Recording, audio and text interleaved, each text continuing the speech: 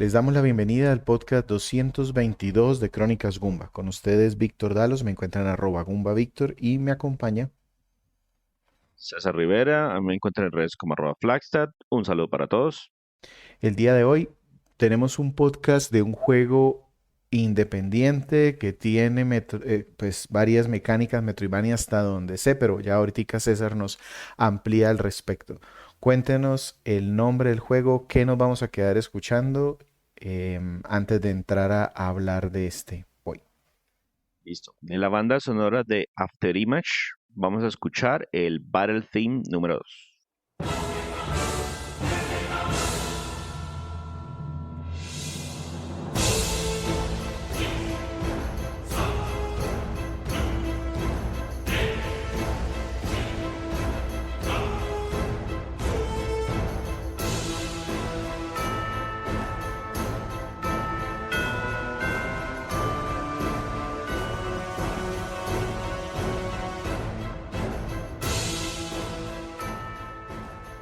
Recuerden que nos encuentran en www.cronicasgumba.com. Allí están estos podcasts y varias reseñas de juegos retro. Ya tenemos más de 400 reseñas, tenemos también más de 400 archivos de audio de podcast. Si bien ustedes ven que este es el número 222, realmente para quienes nos siguen desde hace tiempo saben que por allá en el podcast 100 tuvimos un cambio de nomenclatura. Entonces hay más de 400 audios para que ustedes escuchen de diferentes juegos.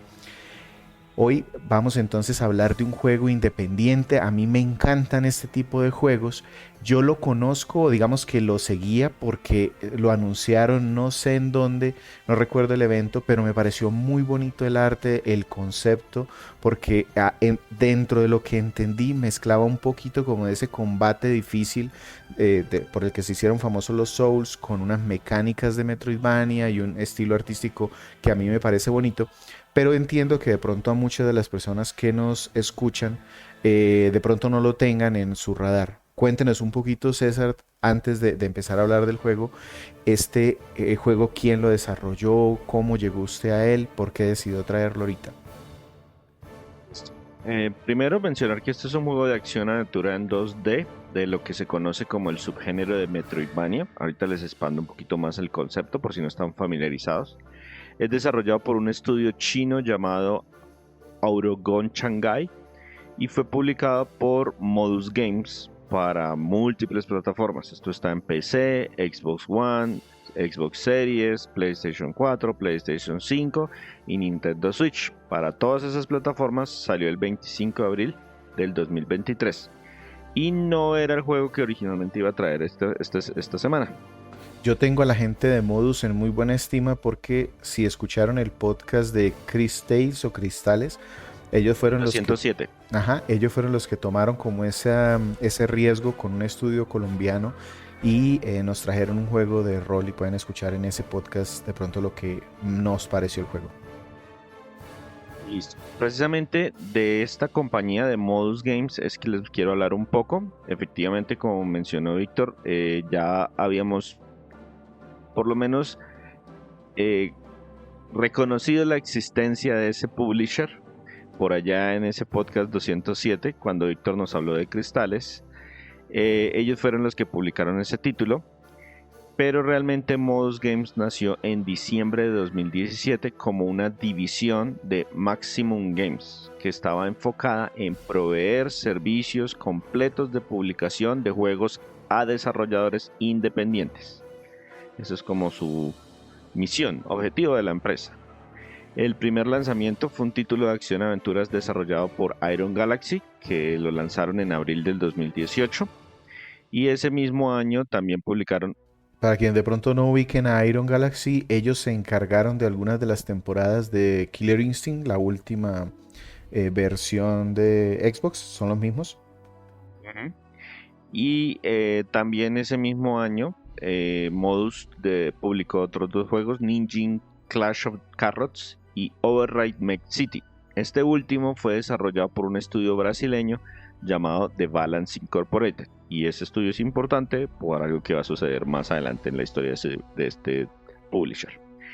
En marzo del 2019, la empresa fue efectivamente relanzada, o sea, como quien dice, ya estábamos publicando juegos, pero queremos ahora que nos reconozcan, entonces hacemos el lanzamiento oficial de la empresa. Y ese mismo año también lograron su primer éxito porque publicaron Train 4 de Nightmare Prince. A esa serie Train le tengo yo un pendiente porque la disfruté mucho, sobre todo la segunda entrega en Wii U.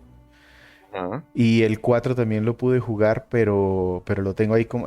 pues lo probé, no lo he terminado. Entonces, Yo- de pronto no sé si nos cuenta un poquito de ese. a mí ese juego me persiguen las pesadillas porque era una cosa que siempre me hacían jugar cuando llegaba a la casa de un amigo a probar juegos. Siempre, tome su guerrero. Y yo, pero yo no quiero. No, pero es que necesitamos 3. Sí, para quienes no sepan, de pronto la gracia, no sé si recuerdan el de los vikingos. De los De Vikings los de Super Vikings, Nintendo. correcto. Ese juego nos obligaba a cambiar entre personajes porque cada uno de ellos tenía una habilidad. Y Trine, pues como que se trajo eso y puso 3 personajes también, un mago, un guerrero y una cazadora ladrona. Y cada uno puede hacer diferentes cosas. Entonces la gracia es que te estés rotando entre ellos y tiene una posibilidad de que con varias personas, si tienes 3 jugadores, puedes poner a los 3 al mismo tiempo en el escenario.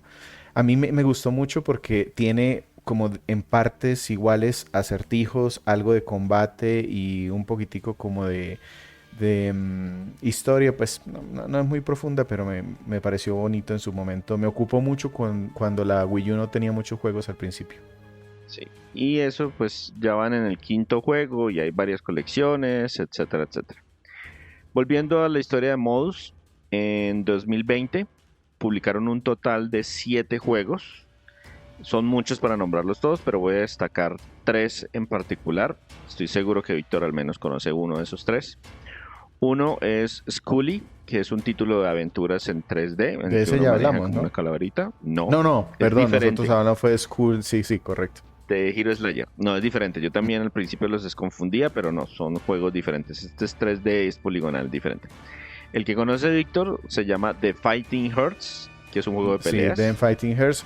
Ese juego tiene una historia tan interesante. De pronto un día se los traigo para un podcast porque era un juego de Mi Pequeño Pony, pero al que después de haber hecho una campaña artística, tener un montón de colaboradores, Hasbro le negó los derechos, pues porque no iba a poner a sus ponis a darse de patadas y sacarse sangre. Entonces les tocó cambiar el concepto, pero a la diseñadora del juego le pareció tan buena el concepto que decidió hacerle ella el arte. Entonces es el juego de pelea de Pequeño Pony, pero sin Mi Pequeño Pony. Entonces en su lugar tiene vaquitas, caballos, dragones, cosas así. Y lo importante es que sean cuadrúpedos en general. Y el último juego que para destacar en ese año 2020 fue un título que se llama Remodeled Broken Porcelain. Es un título de terror italiano que le fue terriblemente mal en las reseñas, pero fue Sí. porque lo lanzaron con muchísimos errores de promoción, muchos bugs, como que la mecánicas y todo era muy interesante. Esta es la secuela de un título que se llama Modered. Es de esos juegos que tiene videos, por lo menos está en Nintendo Switch, y en su lanzamiento estaba tan roto que sacan esos videos o compilaciones que ya son graciosas de ver de lo roto que salió. Bueno, en 2021 se incursionaron en el mercado de las ediciones de colección con el lanzamiento de Cristales y el volumen de producciones se redujo. Veníamos de 7 juegos el año anterior. En este lanzaron solamente 3, si no estoy mal. Y también pero en ese 2021 lanzaron un juego de terror que se llama In Sound Mind. El único título para el 2022 fue uno que se llama Soulstice, que es un juego de acción inspirado por la franquicia Dark Souls, porque el nombre pues ya nos da la pista, ese Soulstice. Y también en 2022 compraron al estudio Mane 6, que son los desarrolladores de Them Fighting Hearts. Entonces ellos en este momento son los dueños de ese estudio. Desde el 2021 se veían venir cambios que se hicieron efectivos en el 2023 y 2024. Y les voy a contar por qué. Maximum Games, que es su empresa matriz, a su vez fue adquirida por Sordix AB, un grupo sueco que los dejó funcionar sin ningún cambio durante el 2021, 2022, pero en 2023 inició un proceso de consolidación. Entonces, en ese año, en 2023, Modus alcanzó a lanzar, además del After Image, un juego que se llama Tesla Grad 2, otro que se llama Hammerwatch 2 y uno que de pronto les suene, que se llama Double Dragon Gaiden, Race of the Dragons. Ujú. De hecho, no sé si del Tesla Grad. Recuerdo que Sergio Vargas en su momento lo jugó bastante. No sé si le alcanzó a dejar una reseña escrita o Creo no. que fue el juego el 1. Ah, El correcto, juego el el 1. primero. Ujú. Exacto. Este fue el 2 que ya lo publicaron directamente con Modus. Y entre febrero y marzo del 2024 se completó el proceso de consolidación y ahora Modus Games, Modus Studios Brasil, Merge Games, Mane 6, todos ahora son Maximum Entertainment. Entonces Modus como Modus en teoría desapareció, ahora es para todos los propósitos Maximum Entertainment y hasta el momento pues no han lanzado nada nuevo en este 2024. Vamos a ver con qué nos sale. Y esa es la historia de Modus.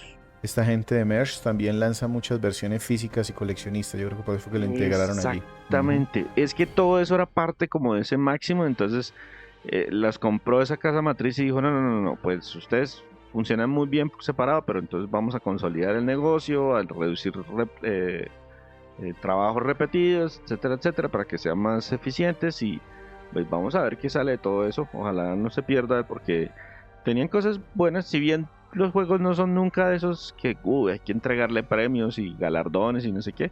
Sí son jueguitos independientes que llaman bastante la atención, que tienen un estilo visual muy particular y se nota que Modus sabe trabajar con los desarrolladores, por lo que escuchamos en ese podcast 207 de Cristales. Correcto, entonces ya pasándonos aquí a hablar un poquito de este After Image, como les comentaba al principio, yo sigo bastante los juegos independientes, me gusta como esas propuestas y llegó un momento en donde esta escena se llenó de juegos de Metroidvania, pero todo era Metroidvania, había blanco y negro, en colores, poligonales, entonces, Helados, ajá.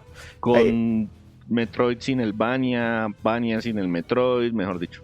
De estudios de todo el mundo, entonces he seguido varios, por ejemplo hay uno mexicano que tengo ahí en la mira hace rato, pero no he podido sacarle el tiempo, Nine Years of Shadows, entonces que tiene algunas inspiraciones en caricaturas de esas clásicas, bueno hay un montón de cosas por allí.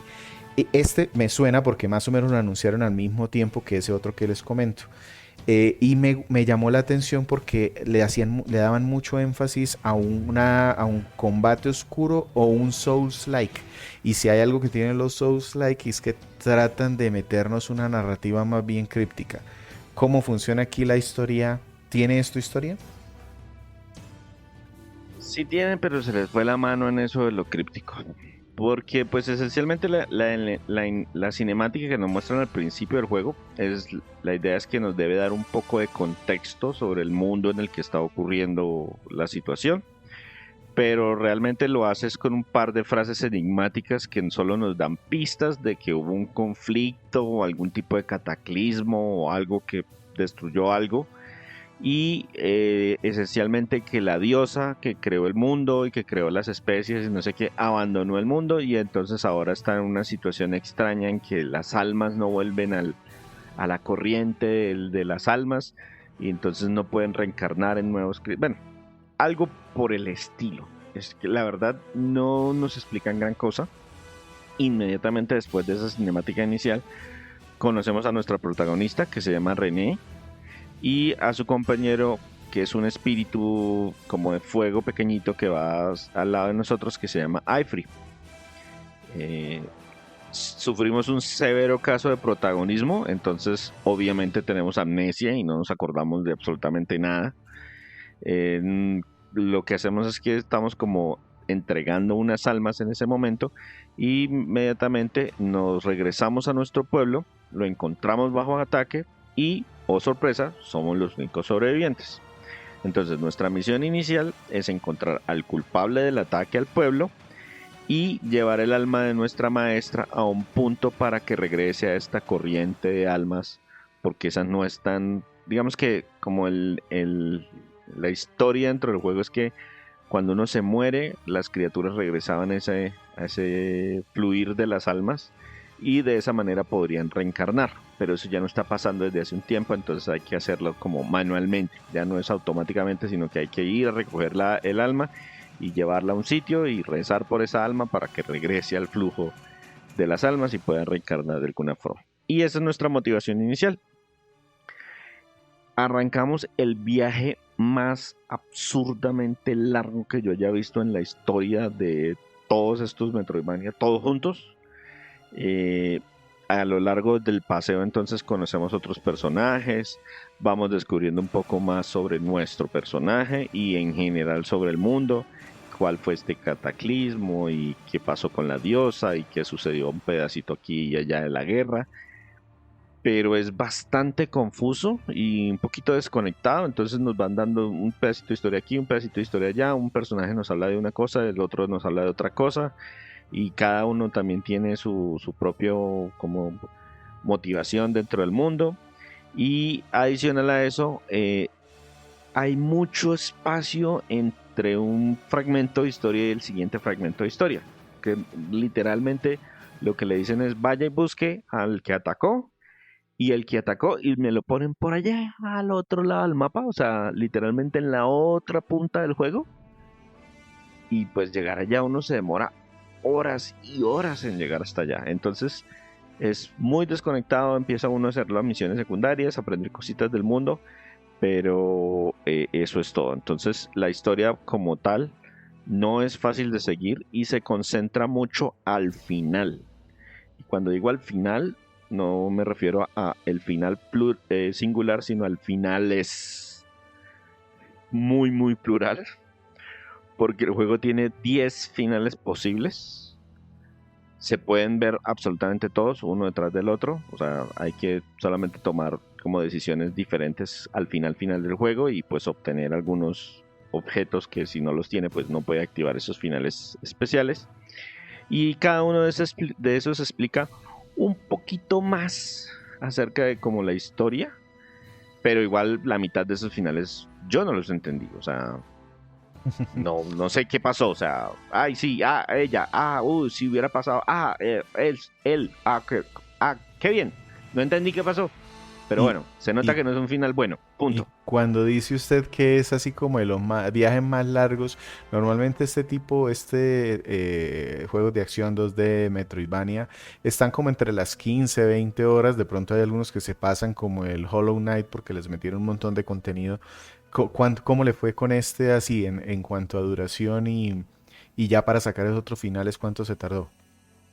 No, es que lo que le digo que los finales están muy cargados hacia la parte final del juego, entonces realmente sacar los finales no es muy demorado adicional si usted va haciendo todas las cosas pero yo diría que este es uno de esos que está muy muy comparado en longitud a ese Hollow Knight y es mucho más extenso de lo que normalmente uno está acostumbrado a un juego de este subgénero. Entonces, yo normalmente los juegos que he terminado estos normalmente son entre 12 y 15 horas y para sacar el 100% uno se va hasta las 20, 25, 30 cuando está muy largo. Este juego para terminarlo estamos hablando de más o menos 25 horas y para ver todos los finales o el 100% estamos hablando de casi unas 45 horas. Eso es bastante extenso. Claro. Listo. Y la duración precisamente está relacionada porque el juego, este tipo de géneros, ya nos explica ahorita, tiene muchas opciones de devolverse a buscar cosas. Entonces, si eso lo extiendes mucho, se puede sentir repetitivo. Y algunos juegos en particular abusan de que te pierdas. Entonces, eso también multiplica el tiempo.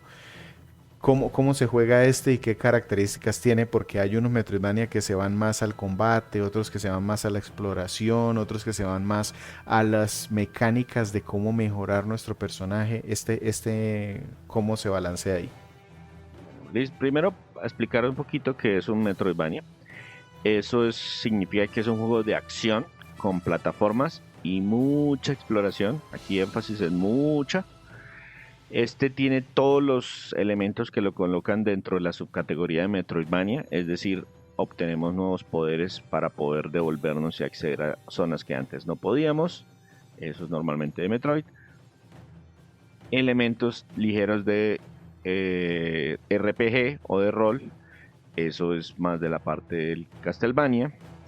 Y entonces aquí sí están presentes ambos elementos. Tenemos tanto todo el tema del backtracking, de devolverse a explorar áreas que antes no podíamos acceder, como todo el tema de utilizar equipamientos y consumibles y el subir de experiencia y árbol de habilidades y etcétera, etcétera. Entonces lo voy a explicar como por partecitas. Primero voy a hablarles de la exploración, porque en este juego exploramos un mapa inmenso con múltiples zonas interconectadas a las que podemos acceder a medida que conseguimos nuevos poderes. Algunos ejemplos de eso, pues arrancamos con salto y con un dash en el aire, pero más adelante pues con lo que conseguimos una habilidad para atravesar muros de energía, otra para escalar paredes, otra doble salto, etcétera, etcétera. Hay varias habilidades que nos permiten explorar de diversas formas. La cantidad de áreas a explorar es de verdad impresionante y el tamaño de las mismas es inmenso, con muchísimos pasillos ocultos, entradas secretas, fragmentos restringidos en que no podemos acceder porque no tenemos las habilidades necesarias. Los mapas empiezan completamente ocultos, o sea, solo vemos lo que hemos visto, lo que hemos explorado. Aunque si buscamos como algunos recuerdos, que son como, aparecen como unas llamitas azules en el piso, algunas de esas nos revelan por lo menos el marco del mapa.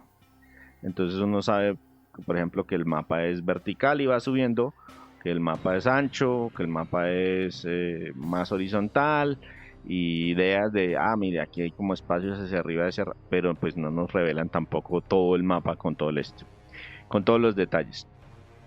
Adicionalmente, el juego se nota que fue diseñado para personas experimentadas con el género, porque no hay guías claras de cómo progresar, ni marcas de objetos o restricciones dentro del mapa, porque ahora en juegos de este normalmente en el mapa le colocan a uno una rayita roja para saber que ahí hay una puerta por la que no puedo atravesar, y cuando ya tengo el objeto correcto me ponen una rayita azul o me dejan un huequito y ya sé que, es que por ahí puedo. No, aquí no hay marcas de ningún tipo, no sé si hay objetos pendientes, no sé si hay cofres, no sé si hay almas o armaduras o cosas especiales, no sé si hay espacios que no he explorado, nada de eso. Pero nos dan las herramientas para que nosotros hagamos las marcas en el mapa. Entonces, si yo accedo al mapa y yo puedo colocar hay como 20 símbolos diferentes, que ninguno es muy claro, la verdad sea dicha. Yo adapté y como quien dice me creé mi propia iconografía, como quien dice, en esta formita de enemigo es que necesito algo para saltar. Esto es un muro. Esto es una puerta, pero fue porque yo me los inventé así, porque la verdad no parece. Las únicas que son como claras son como una llave y un cofre. De resto, el juego puso los iconos que quiso y yo los adapté a lo que los estaba necesitando. Pero es importantísimo que uno haga eso, porque el juego no lo hace por uno. Y si después usted necesita devolverse a una zona, es súper complicado porque no va a saber dónde le falta explorar, o si fue que se encontró con un muro, o que si había una puerta para un lado, o que si había un bloqueo, o que lo que veía era un muro de energía, o lo que había ahí era un muro que no le permite moverse en alguna dirección. Entonces usted es el encargado de ponerse ahí los iconos que usted necesite, y el juego le permite colocar hasta 500 iconos diferentes por todo el mapa, porque hay un montón de cosas por explorar. Otro tema con respecto a la exploración es que hay viaje rápido, pero está muy restringido. Es decir, solamente por área, por mapa, por zona, hay un solo punto de viaje rápido. Y hay unos consumibles que me permiten ir a otros puntos alternos. Como bien dice, ahí el punto de salvado es un arbolito. Entonces, y para moverse hay que ir a ese punto en particular, pero según le entiendo hay que gastar algo para poder usarlo. Eso me Exactamente. suena a Dragon's Dogma y es una de las quejas que de pronto tenía ese juego porque no sé qué tan fácil sea conseguirlos, pero uno de los problemas en Dragon's Dogma era que difícilmente conseguía uno algunos, entonces le tocaba echar pata para no gastarlos. Más o menos. Eso lo corrigieron en un poquito, lo corrigieron con un parche, porque al principio esos consumibles eran bastante restringidos, había como 25 en todo el juego, una cosa por el estilo. Ahora esos se pueden comprar en una tienda y no son costosos. Entonces, solamente hay que estar pendiente de que hay que ir a esa tienda y abastecerse porque de verdad se necesitan bastante, a menos de que usted prefiera caminar todo el recorrido, que al principio es bastante agotador porque hay un montón de enemigos por todas partes y eso me da pie para hablar el digamos, del combate, que es como el segundo momento. Bueno, antes de pasarme al combate, hay que mencionar que pues el juego, como les digo, no cuenta con ningún tipo de guía o de marca o de indicación de a dónde tenemos que ir. Entonces sabemos que el objetivo final es la otra punta del mapa, pero hay áreas y áreas y áreas y la única forma de saber si de verdad estamos yendo como por el camino correcto, porque hay muchas partes en las que uno se puede ir, ah, no, me voy a por aquí, ay, el juego me permite, sí, el juego me permite avanzar por allá, ah, genial, y debo estar aquí, ah, no sé, mire usted a ver qué hace. Entonces, pues para solucionar eso, el juego lo que hace es que pues los enemigos de las diferentes áreas tienen diferentes niveles. Entonces, si usted está en un área en la que no debería estar, los enemigos lo van a volver puré, porque hay mucha diferencia de niveles. Entonces, eso es como la guía general de que, hey, yo como que por aquí no debería venir todavía. Tengo que estar buscando otra ruta porque esta no es la correcta. Pero es la única guía. De resto, haga lo que se le dé la gana, pasee por donde quiera. Entonces, ahora sí hablando del combate. Y esta es la parte en que entra con fuerza el tema del Bania. René cuenta con dos armas, una principal y una secundaria que equipamos según nuestra preferencia. Y hay como de 6 categorías diferentes. Hay unas que son rápidas y hacen poco daño, como las espadas cortas. Hay otras que tienen un buen rango y un daño medio.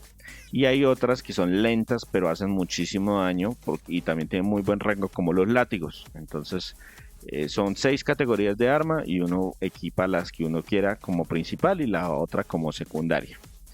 Adicional a eso también podemos equipar un hechizo y algo de armaduras. Son como 3 piezas de armaduras y hasta 3 accesorios si conseguimos todos los objetos para poner más slots a los accesorios. Al matar enemigo pues ganamos experiencia y subimos de nivel, lo que mejora nuestros atributos base, pero también nos da puntos de talento. Estos también los podemos encontrar como recompensas en el mundo explorando. Simplemente conseguimos objetos que, hey, listo, ganado este combate, tome un punto de talento. Ah, y aquí encontré una llamita, recojo, es un punto de talento. Esos, ¿para qué sirven? Pues cuando tenemos un árbol de habilidades, ese árbol de habilidades, entonces vamos seleccionando los talentos que queremos. Gastamos puntos de talentos en ese árbol de habilidades. Entonces son mejoras pasivas que mejoran un poquitico. Entonces, ay, no, es que mi personaje quiero que sea un poquito más hechicero. Entonces, en la parte de abajo del árbol hay habilidades que me mejoran, por ejemplo, el daño que hago con fuego, o el daño que hago con hielo, o el daño que hago con no sé qué.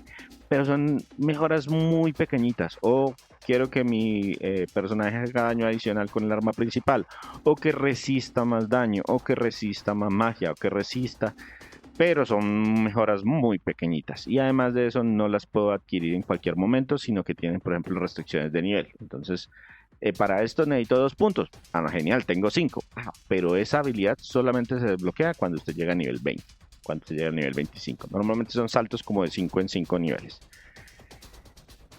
Si preguntan si alcanzan los puntos para absolutamente todos, si usted repasa completo ese mapa, entonces, pues al principio hay que ser un poquito selectivo, pero pues también se pueden reacomodar si usted paga una cierta cantidad de dinero a uno de los personajes del juego.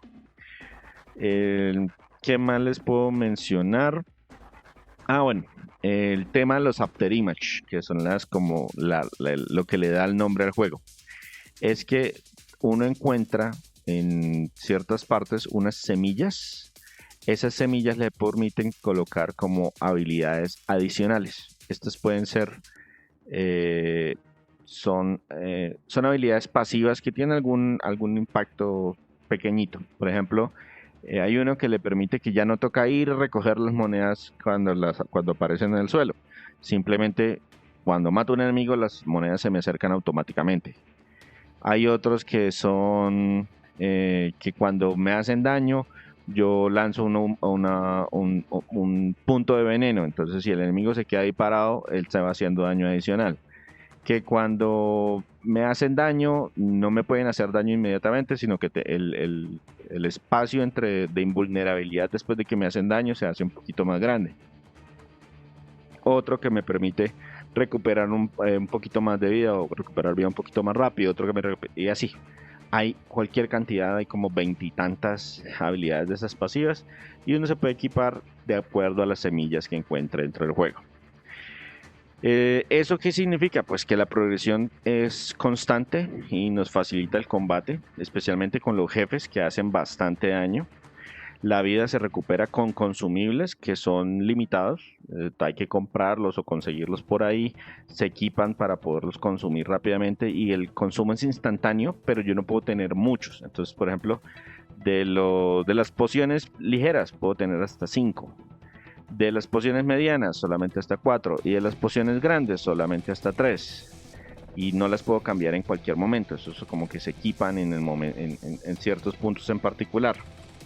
Y la otra opción para curarse, a eso viene inspirada por los juegos tipo Souls, que son como espíritus que yo consumo y me recuperan bastante vida, pero son lentos en el consumo y se recuperan cada vez que yo como que llego a un punto de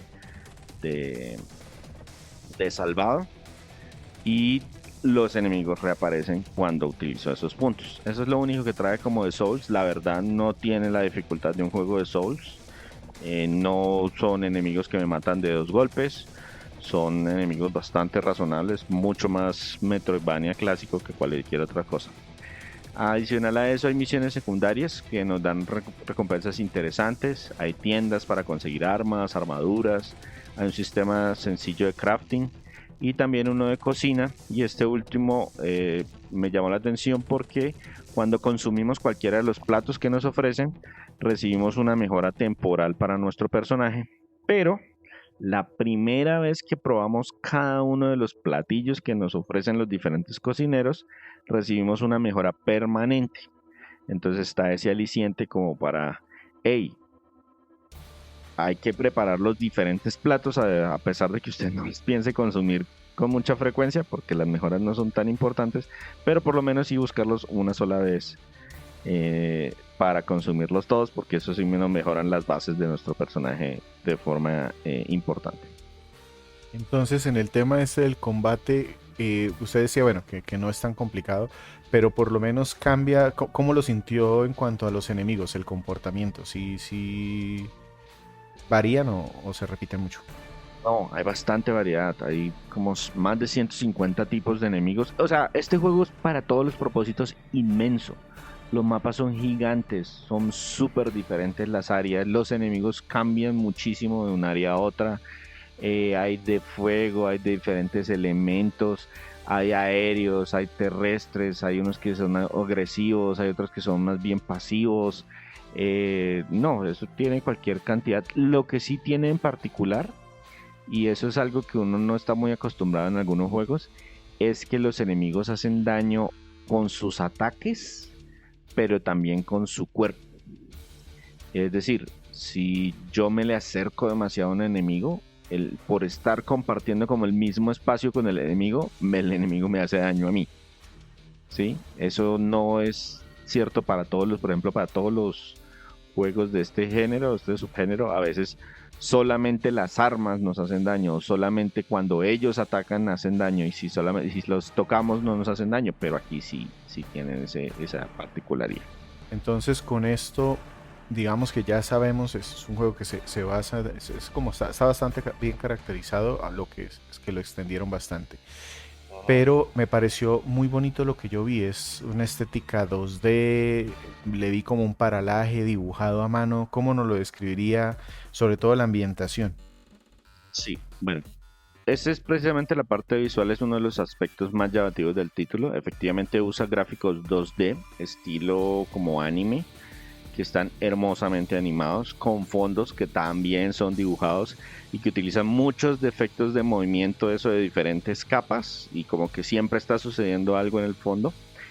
Les mencionaba que la variedad de los escenarios y los enemigos es muy importante resaltarlas porque hay un montón. O sea, empezamos como en un bosque y nos pasamos para un desierto y luego nos pasamos para una playa y luego hay un área que es como una torre y también, bueno, y hay áreas y áreas y áreas. Estoy hablando como de 26 tipos de áreas diferentes, de pronto un poquito menos, pero sí, la verdad es significativa. Es un poquito impresionante la cantidad de trabajo que le dedicaron a construir como las diferentes áreas que encuentra uno en el juego, y son áreas súper amplias y muy variadas entre sí. Entonces hay un templo, hay una zona de fuego, hay una zona de hielo, hay una zona de agua, hay una zona de viento, hay, bueno, cualquier cantidad de áreas. El, Muy, muy, muy bien dibujadas, muy bien animados, muy la cámara está un poquito alejado y eso pues a mí particularmente no me afectó mucho, pero sí vale la pena. Ahorita lo menciono cuando estoy hablando de las diferentes versiones. Yo lo jugué en PlayStation 5 y va a 4K a 60 cuadros por segundo de forma súper fluida.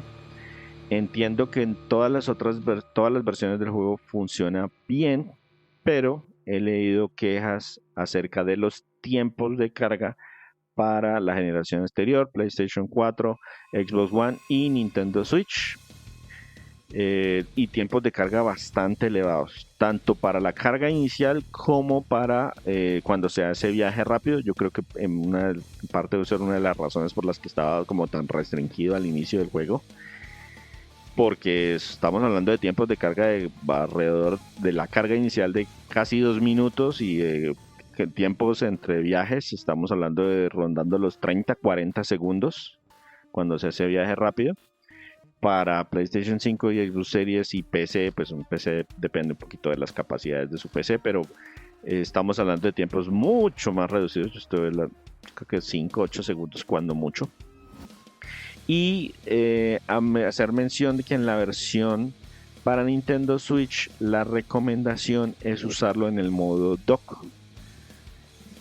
¿Por qué? Porque a pesar de que se nota un poquito que pues está funcionando a una menor resolución, como la cámara les mencionaba que está alejada del personaje, cuando usted lo juega en modo portable el personaje se ve súper chiquitico, casi ni se nota lo que está usted golpeando, y pues eso es importante en el juego. Entonces sí tiene ese aspecto de que muchas veces es mejor jugarlo en una pantalla más grandecita como para ver claramente qué es lo que está pasando.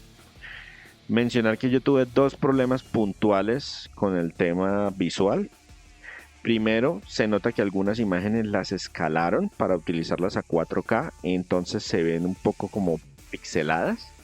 Lo noté en un par de los finales y por ejemplo, en un área que son como nubes que están no en el fondo, sino adelante del personaje, que es una nube como con transparencia y se le nota el pixelado, como que expandieron la textura a lo que diera y pues se ve un poquito borroso. Y otra que me pareció muy graciosa es que en algunos ataques creo que son 2 enemigos en el juego. De todos los enemigos hay 2 y solamente cuando atacan hacia la derecha.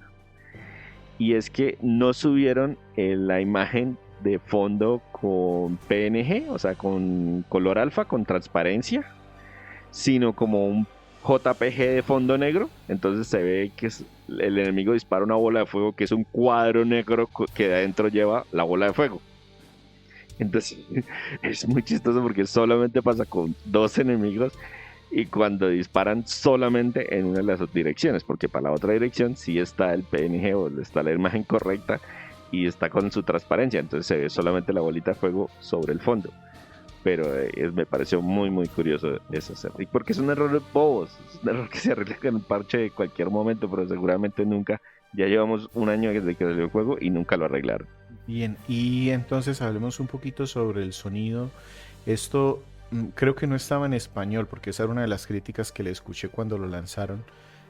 Pero sí tenía por ahí algunas voces. ¿Cómo le fue en eso? Pero, ¿cuál era la queja que no estuviera en español? Porque los textos están en cualquier cantidad de idiomas. Eso sí, no es español neutro. Vale la pena mencionar. Es un poquito castizo, un poquito ibérico. Pero en general sí está en español. O sea, todos los textos están en español. Las voces están disponibles en 3 idiomas. En chino, en japonés e inglés. Y los actores o la experiencia de los actores varía amplio entre las diferentes versiones. Entonces, por ejemplo, en inglés, que fue que yo lo escuché, hacen un buen trabajo los protagonistas, porque son personas que han participado en múltiples proyectos, pero los personajes secundarios dejan mucho que desear. Entonces se siente como raro el protagonista está haciendo bien su trabajo, pero cuando está hablando con los secundarios a cada rato dejan caer la pelota. Entonces, no sé qué ver, qué recomendarles. Prueben los diferentes, a ver cómo les suenan cada uno de los personajes. Pero en inglés y en japonés se me hace que son los actores como más experimentados. En japonés creo que todos los actores son experimentados. En inglés los principales son experimentados, los secundarios no tanto. Y en chino la verdad no conozco a nadie. Entonces, y estuve mirando los créditos y creo que el primer juego en el que participé. Entonces no sabría decirles. Eso en cuanto a las voces. Pero no hemos hablado todavía de la música. La música es igual de variada que los escenarios que exploramos. Toda es instrumental y diseñada para servir como acompañantes con instrumentos de cuerdas, campanas, pianos, clarinetes e incluso algunos coros. Una buena parte de la banda sonora fue interpretada por la Orquesta Filarmónica Maestra Internacional de China. Eso sí, y eso puede llegar a molestar un poquito, es que son piezas muy cortas que se repiten en las áreas que son muy extensas. Entonces estamos hablando de canciones de aproximadamente 2 minutos y medio, cuando mucho, y yo me puedo demorar cualquier cantidad de tiempo en un área. Entonces hay bastante variedad. La banda sonora que venía incluida como parte de la edición física con deluxe, o sea, viene con un código para descargar un libro de arte y la banda sonora. Estamos hablando como de 50 y tantas canciones, pero como son corticas se repiten mucho, o sea, se repiten un loop una y otra vez. Entonces ese aspecto ahí, más o menos. Y ahora sí, de esa banda sonora los voy a dejar escuchando una canción que se llama Field of Hydro.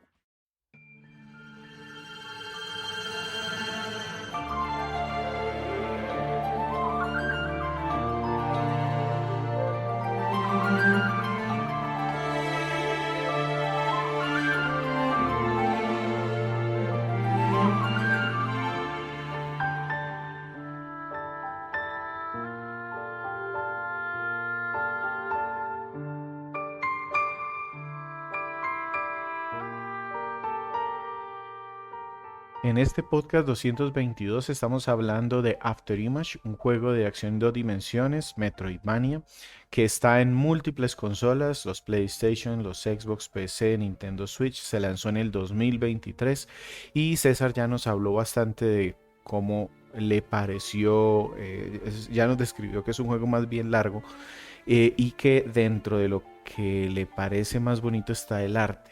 Háganos entonces ahora sí un resumen de qué fue lo que más le gustó.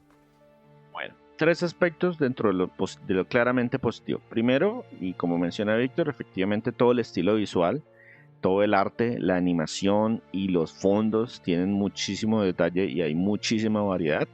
Entonces ese definitivamente es un punto de positivo. Otro punto positivo es la gran cantidad de contenidos, las áreas y sobre todo las recompensas. Es decir, que si yo exploro, lo más probable es que encuentre alguna pendejadita para mi personaje. Puede ser dinero, puede ser algún consumible, puede ser una armadura nueva, puede ser... Bueno, hay muchísimas cosas que para descubrir. Pueden ser semillas, mejoras. Bueno, hay cualquier cantidad de cosas por explorar y la exploración se ve recompensada constantemente. Y el tercer punto positivo es definitivamente que el combate es satisfactorio y responde muy bien al control.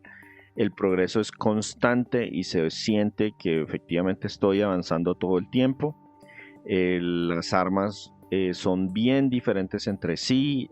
Yo las exploré todas para ver cuál era la que más me gustaba, con cuál me sentía más cómodo. Cada una va recibiendo habilidades diferentes, combinaciones del control. Ese árbol de expansión le permite a uno mejorar y hacer diferente. Como bien dice, hey, yo voy por esta arma primero. Al final las tenía todas, pero pues como que ya tenía yo mis favoritas en ese punto. Con respecto a puntos negativos, 2 puntos negativos. El primero es sobre todo un juego para expertos en este subgénero.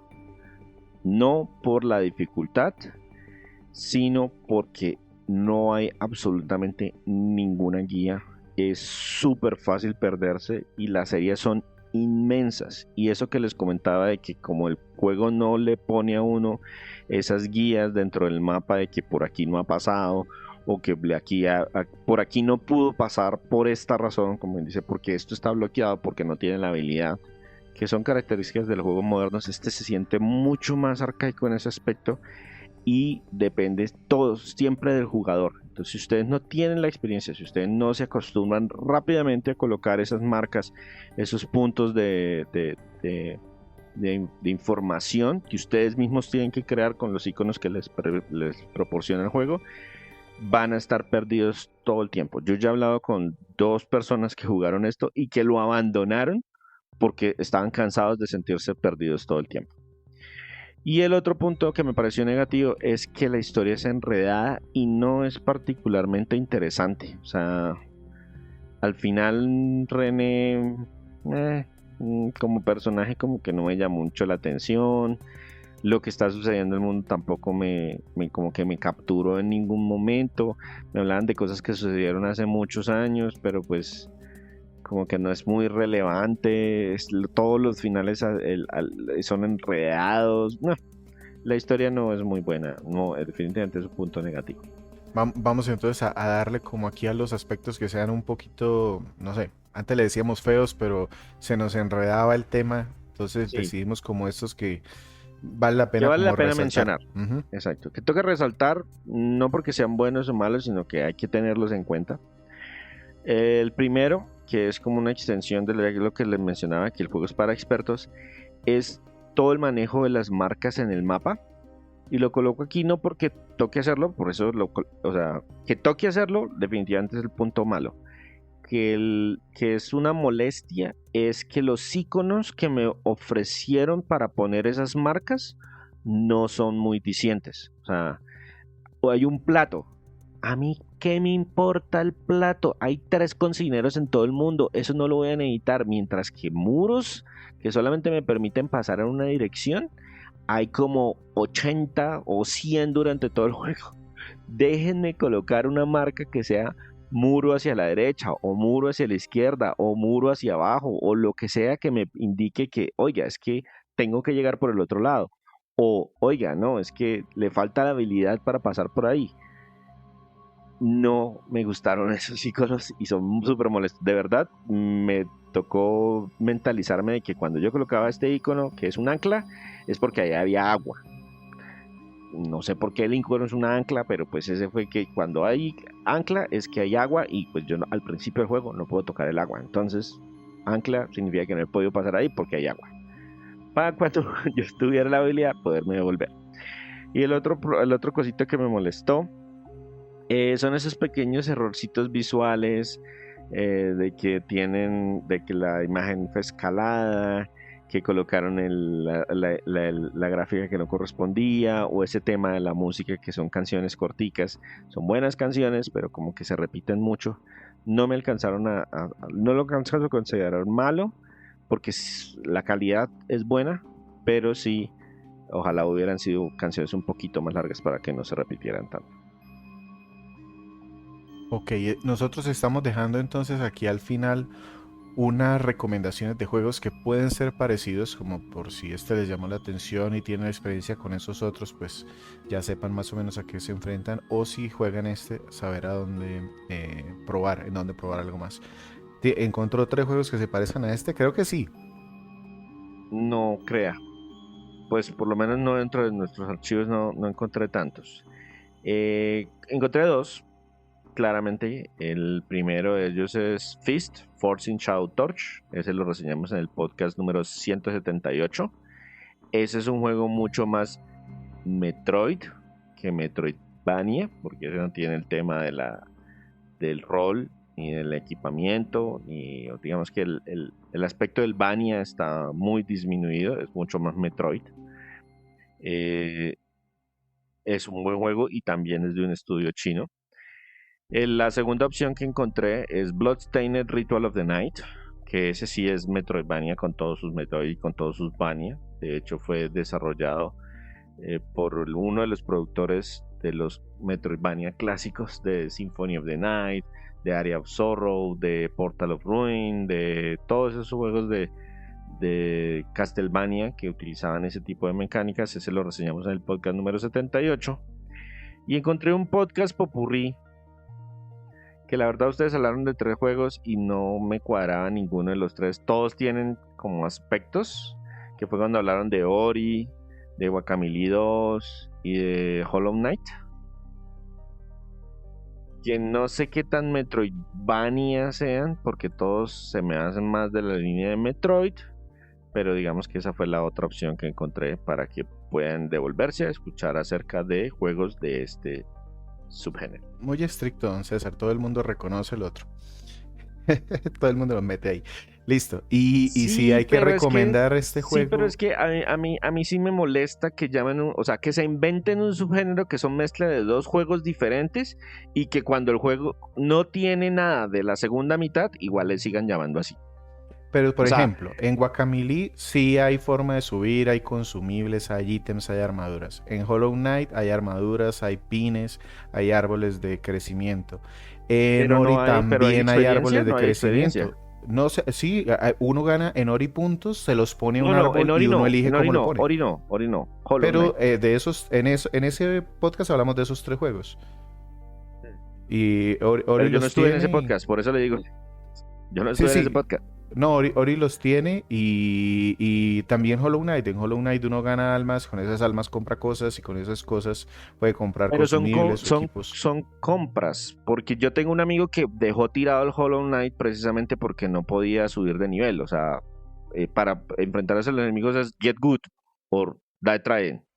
Porque no tenía ninguna opción. Uno ahí consigue pines y con los pines sí cambia la forma del juego según uno lo quiera poner. Entonces es un árbol de mejoras, pues es diferente y es más limitado y sí es un juego más difícil. Pero yo sí le veo las opciones. Lo que pasa es que sí, si usted específicamente quiere decir que tenga nivel y con un numerito y que le dé una experiencia y que llame experiencia, de pronto no, pero si usted gana almas y con esas almas compra cosas. Entonces yo sí entiendo por qué lo meten dentro de esa colada de eso es como que ahora todos los juegos tienen mecánicas RPGs. Entonces, bueno, listo. Entonces, pues porque yo sí tengo otro juego que es más parecido, pero lo que pasa es que todavía nunca lo trajimos a un podcast, que es el Ender Lilies Quietus of the Nights. Ese sí es bastante Metroidvania y ese tiene más un elemento Souls porque los enemigos hacen muchísimo daño.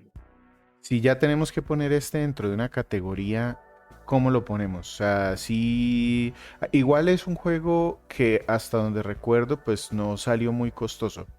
$25 en su versión digital y creo que la versión física, no estoy seguro, creo que fueron $40 o $30, no estoy muy seguro.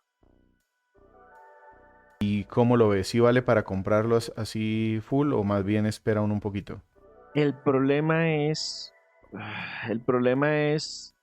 no la calidad del producto, sino el público al que va dirigido. Lo que yo les mencionaba, esto es para expertos en Metroidvania, entonces solamente se lo puedo recomendar a los expertos, a los que de verdad conocen y no les importa perderse un montón de tiempo explorando sin saber realmente para dónde van.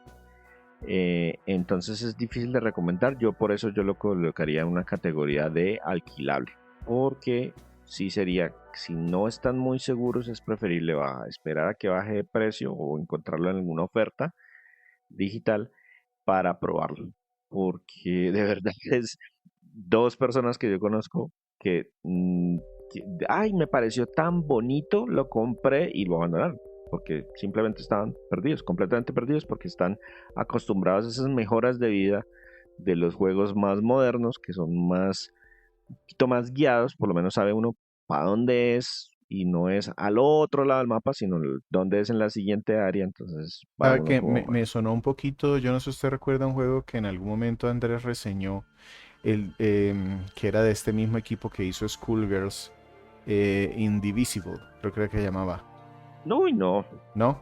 no, es sencillo comparado con este. Ah, ok. O sea, los combates son súper diferentes de eso, pero lo que sí tienes, por ejemplo, las plataformas sí son bastante exigentes en ambos escenarios. Eso es como el punto en el que más se parecen.